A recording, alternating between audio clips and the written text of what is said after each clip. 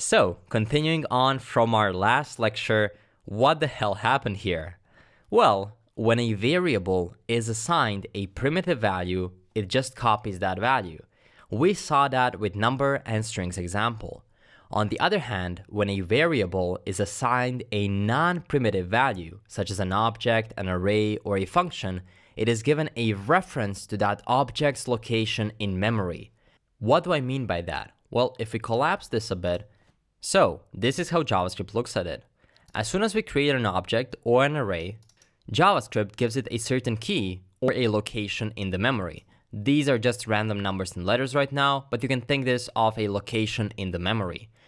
When we reference to an object, like we did in here, we set other person to be person, we didn't copy these values literally. What we did is just pointed to the same location in the memory. When a reference type value is copied to another variable, like other person in this example, the object is copied by reference instead of value. In simple terms, person and other person don't have their own copy of the value. They point to the absolutely same location in the memory. I'm going to write that right here. Person and other person point to the same location in the memory. And this same here, same location is really important. They are absolutely the same object. That means that once we change one, the other one is also going to change. In our case, when a new item is pushed to the person, the array in the memory is modified, and as a result, the variable other person also reflects that change. We are never actually making a copy of a person object.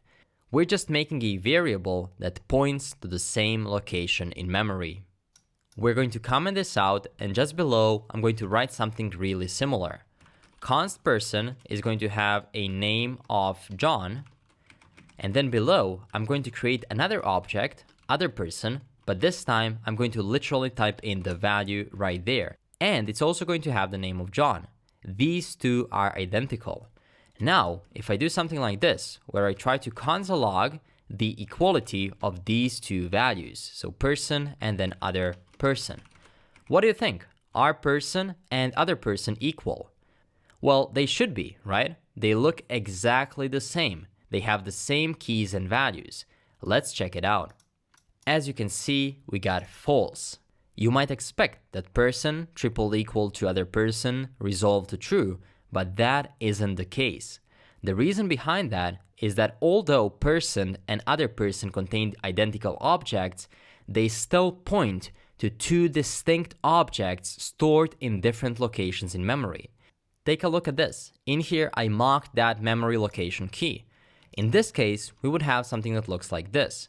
This one would be 123 ASD, but the second one is completely different. So this one could be 321 and then DSA. These two are completely different because we are creating different objects and different variables containing these objects. That's why they're not the same. Now, let's create a copy of the person object by copying the object itself, rather than creating a completely new instance of it. In here, we can only do person. Now, as we discussed, the point in the memory is going to be completely the same. And what do you think? Are these two equal now? If we save it, you can see that is true. Person and another person hold reference to the same location in memory and therefore are considered equal. Awesome! We just learned that primitive values are copied by value and that objects are copied by reference. In the next lecture, we're going to learn how to make a real copy of an object. That will allow us to copy an object and change it without being afraid that we'll change both objects at the same time.